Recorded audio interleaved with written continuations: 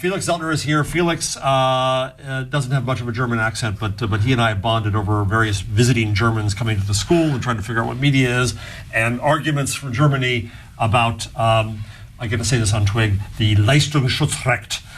Your favorite word. My favorite word. There's a reggae version of me saying that on YouTube if you from Twig, which is the fight that publishers held against Google. So it's a really interesting. You sit at a very interesting bridge, and you've done some conferences. You have a new conference coming up on the future of work. Tell us about it for a second. And it's totally connected to what we were talking about. I mean, AI is a huge topic at the conference, and in general, we try to take this thing, the future of work. I mean, what is this? It's everything and nothing.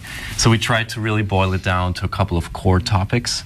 And what we are going to have on June 23rd, in a month from now, for this conference, which is called Work Awesome, workawesome.org. Let me plug the website quickly, is where it's all at. We have kind of like 4 or 5 core topics. So artificial intelligence, we have people like Dennis Mortensen from X.AI, who's building this, email robot. So you just CC Amy, and Amy's going to take up the conversation, pick up the conversation, make an appointment.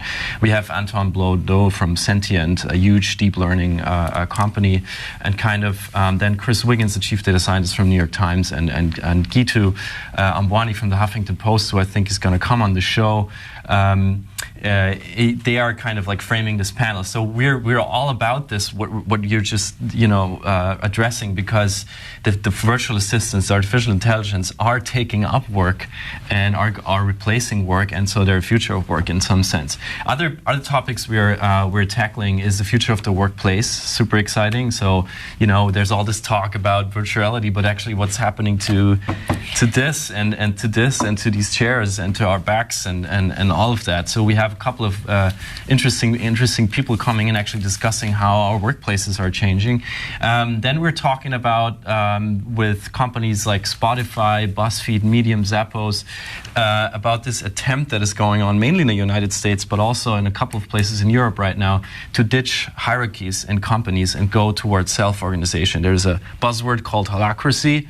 Holacracy is a branded, licensed business, so you can't just use it. You have to pay money for it to ditch all your hierarchies. And a couple of companies are trying this. Medium tried with it and then mixed results. Yeah. Zappos is all in. They are all in. Zappos all in with a huge chaos. A couple of companies like Spotify, I think, are trying to adapt parts of it.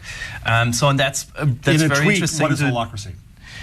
I think it basically means that you go from a silo structure in your company to a horizontal structure where you gather people instead of, through someone you have to report to a team that gathers around a topic.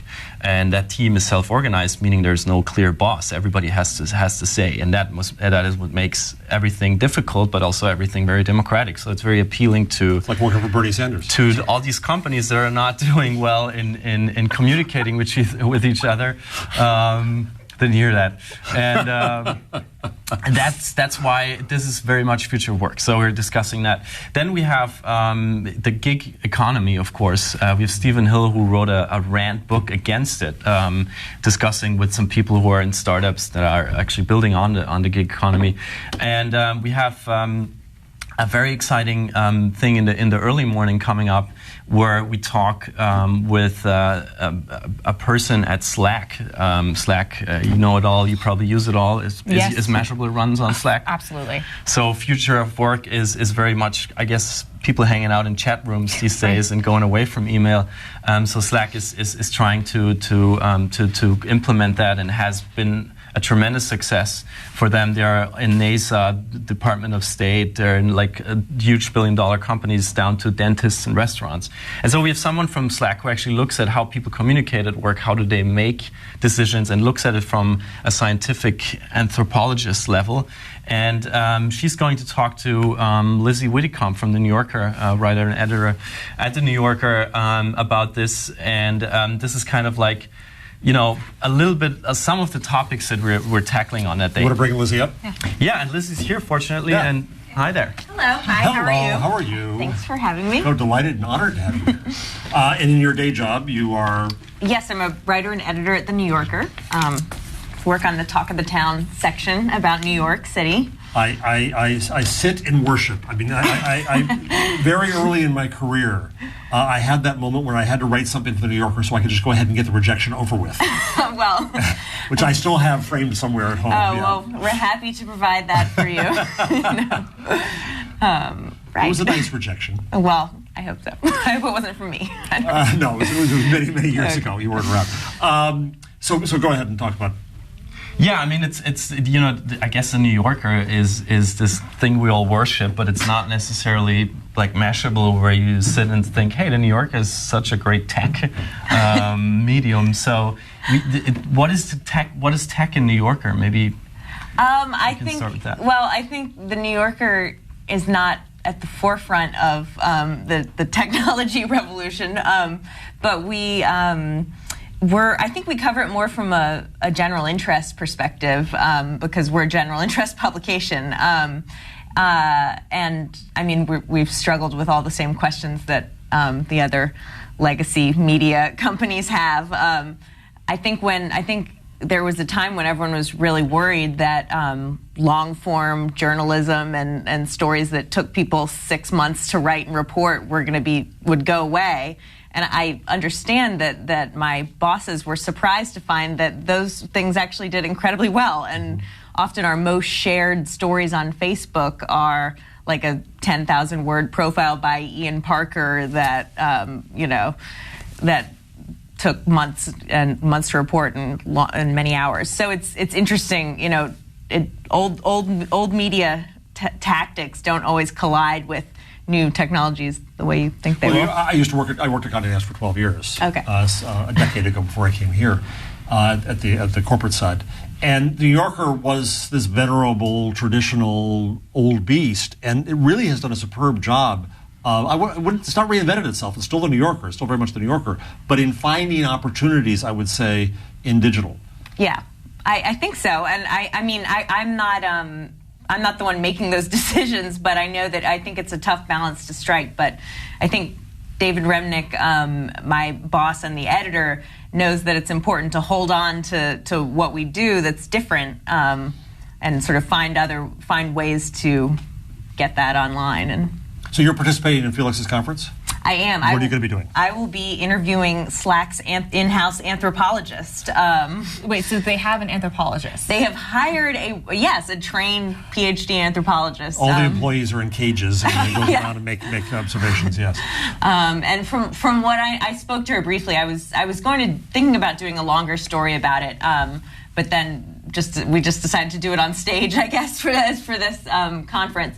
But from what I understand, Slack has a huge range of businesses who use it as a platform. A lot of startups and small companies do, and I think they want to become a platform that massive companies with like 30,000, employees or I don't know, huge companies use. And I think as part of that, they need this woman studies how huge groups of people interact and how do you have a chat room with 100,000 people around the world or whatever. People act differently in groups and in big organizations. So I think it will be interesting to find out what she's observed. So we started a new program here at CUNY called Social Journalism, where we start with the community, not with the content. We understand the community's needs, and then we bring the tools of journalism to try to help them meet those needs. So back to my colleague Carrie Brown, she brought in an anthropologist friend of hers to talk about the methodology of anthropology versus that of journalism. And it was really, really striking that the discipline of the anthropologist to observe in ways that bring evidence. Right. That aren't just our little anecdotal quotes here and there and the kind of jumble that we specialize in to turn out a story.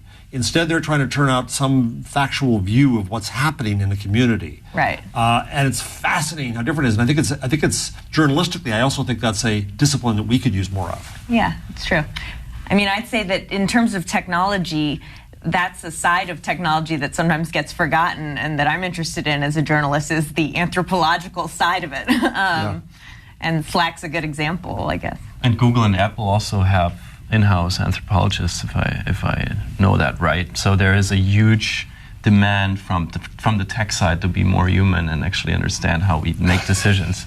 And what always fascinated me about Slack is the question: is it actually cool, or is it just another nightmare that we have to take care of? So what do you all think? I just talked to a friend last night who runs a company that has roughly 150 people, and he showed me his Slack, and it's overload. It's pure overload. And he's like, I'm looking at this. This is my international. He showed me his international team kind of feed, and just scrolling through, there were like GIFs and images and people making puns.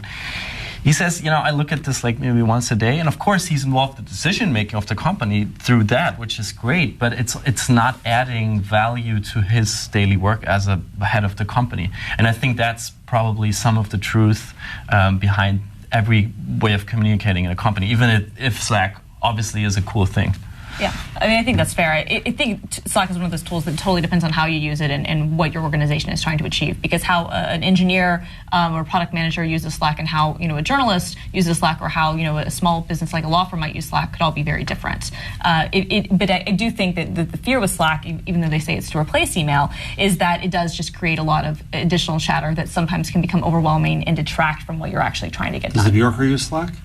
No. Thank goodness. Well, I'm actually, different departments use it. My department, is still. I think my boss is still having a hard time with email. So first, we've got to get her email to stop crashing, and then.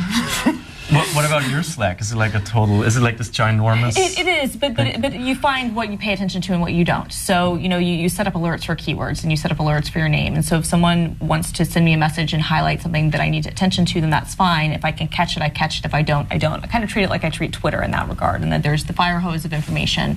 It is very useful for a newsroom, I think, because what you can do is you can, all kind of share what you're working on at the same time, and it's searchable. So we know this is already being worked on, or someone's already interviewed this person. We don't have to have conflict or overlap. So I think it can be very useful in that context for a newsroom, but it depends on how you use it.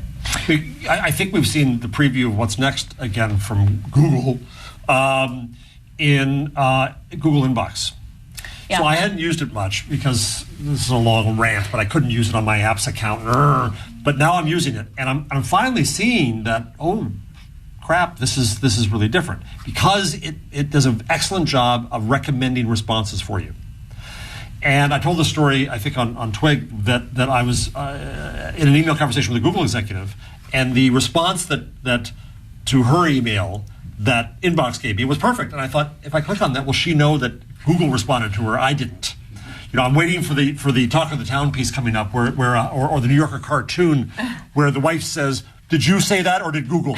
But I think that there is a point at which deep learning, artificial intelligence, systems that know us and know our patterns, start to be able to do a better job of digging through this clutter and preemptively making judgments for us. Now that's going from stick shift to automatic in a scary way, but I can already see at Inbox, that's the beginning of taking communication to the next layer. Yeah, and again, I think it depends on the context they're using it in. Like, I think that, again, if you were talking about a lot of engineers use Slack, and that was one of the ways it was first used, you could kind of go through, bug reports or unit tests and maybe find a way to, like you said, kind of automatically cull through that. I think it's more interesting when you have, an organization who uses it primarily as a chat tool, because that you don't always have that context there where your machine learning would be able to give you the right response. Maybe you all can geek out. Like, what are your favorite tools for coordinating teamwork, for collaborating? No such thing. Right? There isn't. No such thing. I use Google Docs. Okay. I use Quip. Yeah. I use Quip, which is similar to Google Docs, but I like a little bit better. But yeah, Google Docs. Let's show off. I use Quip too. I like Quip. Oh, I like I'm Quip. losing. It's good. Oh, It's that's good. cool. For Quip. Felix, if you use Quip, I'm out. Thank you, Brett. Okay. Too old school. So Lizzie, this show wants to be about the tech scene in New York. Yes. And we want to tie our journalism school closer to that scene, and Okay. we think it's important. Mm-hmm. How are you? So you cover it, you're in it, you follow it. Mm-hmm. What's your view of how we're doing in New York? Well, I'm not an authority, but it seems the tech in New York seems to be booming. I think one of the advantages, maybe the tech scene in New York is kind of trying to figure out what its identity is. Well, that's what I was about to ask. So yeah, what makes Silicon a New York Valley. tech story? What we know Silicon Valley is about software in the world, Right. And if software can solve it, Silicon Valley will solve it, Right.